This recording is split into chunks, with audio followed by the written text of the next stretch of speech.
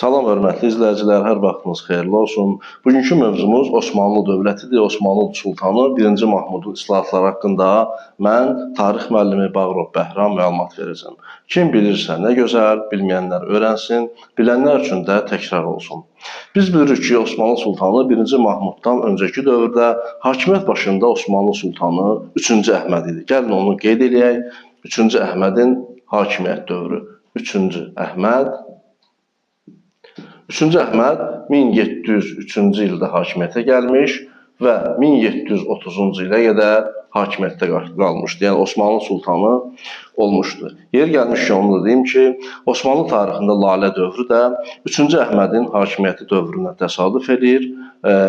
Lakin 3-cü Əhməd hakimiyyətin sonuna yaxın saray daxilində çoxlu xərc tələb edən tədbirlərin keçirilməsi əhalinin narazılığına səbəb olmuşdu. Və sonuncu əhalinin qəzəbini daşdıran bir səbəb isə Səfəvi dövləti ilə aparılan müharibələrdə İstanbul əhalisi həmin Osmanlı qoşununun başında 3-cü Əhmədin dayanmasını və getməsini istəyirdi. Bəli, görünüş üçün 3-cü Əhməd Səfəvilərlə döyüşə öz qoşunun başında getsə də, lakin gecə ikən qayıqla gizlicə İstanbula qayıtmışdı və İstanbul əhalisi bu xəbəri eşidəndən sonra narazılığa səbəb oldu, böyük bir narazılıq oldu. Onsuz da hakimiyyətdən narazı olan Yeniçərilər qiyam qaldırdı və nəticədə 1730-cu ildə dediyimiz kimi 1730-cu ildə Patron Xəlilin rəhbərliyi altında Yeniçərilərin qiyamı oldu, İstanbulda böyük qiyam oldu və 3-cü Əhməd hakimiyyətdən devrildi və o hakimiyyəti öz qardaşı oğlu 1-ci Mahmuda verdi və 1-ci Mahmud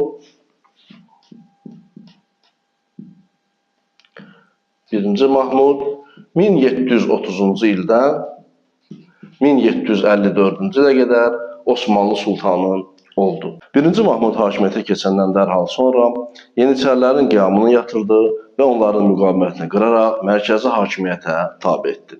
Bundan başqa Lalə dövründə tikilmiş və üsyan zamanı dağıdılmış memarlıq abidələri yenidən bərpa elədi. Xüsusilə də 3-cü Əhmədin dövründə İstanbulda başlanılan abadlıq işləri 1-ci Mahmudun dövründə də həmin işlər, yəni abadlıq işləri davam etdirilməyə başladı. 1-ci Mahmud xüsusilə İstanbulda həndəsə elmini tədris etdirən xüsusi məktəblər açdırdı. Bundan başqa İstanbulda kitabxana və ilk kağız istehsal edən müəssisənin yaradılması da 1-ci Mahmudun təşəbbüsü ilə həyata keçirilmişdi. Lalə dövründən fərqli olaraq 1-ci Mahmudun hakimiyyəti illərində ordu quruculuğuna daha çox fikir verildi. Sultan 1-ci Mahmud ilk öncə Nadir Şah Əfşarla sülh müqaviləsi bağladı və ordunun əsas diqqətini və gücünü Balkanlarda müharibə apardığı Avstriya dövlətinə qarşı yönəltdi. Deməli, gəlin bunları qeyd edək. 1-ci Mahmud kimlə? Nadir Şahla sülh müqaviləsi imzaladı.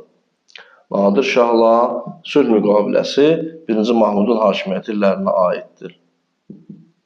İmzaladı. Və ordunun dedik ki, əsas gücünü və diqqətini Avstriya dövlətinə qarşı yönəltdi. Avstriyaya qarşı. Və Avstriya dövləti ilə Balkanlarda apardığı müharibə nəticəsində Sultan 1-ci Mahmud uğur qazandı. Və bu uğur qazanması nəticəsində Avstriya dövləti Osmanlılarla sülh müqaviləsi imzalamağa məcbur oldu. 1-ci Mahmudun bu qələbəsinin əsas səbəbi ordu sahəsində, hərbi sahədə keçirilən islahat idi. O, dünya hərb tarixinin ilk dəfə olaraq qumbara atanlardan ibarət olan bir qoşun növü yaratmışdı. Və bu tarixdə, yəni Osmanlı tarixində qumbaraçılar ocağı adlandırılır. Deməli, qumbaraçılar ocağının açılması Sultan 1-ci Mahmudun hakimiyyəti dövrünə təsadüf edir. Qumbaraçılar ocağı.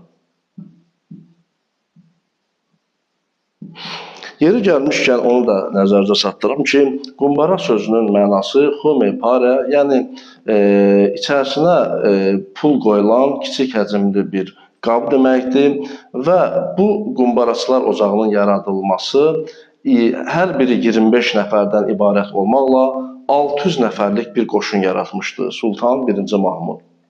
Və bu qumbaraçılar ocağının yaradılmasında əslən fransız olan, daha sonra İslamı qəbul etmiş və qumbaraçı Əhməd Paşa adını almış fransız Bonnevalın böyük xidmətləri olmuşdu. O, Osmanlı dövlətində topçuluq məktəbinin açılmasında da böyük xidmətləri olmuşdu.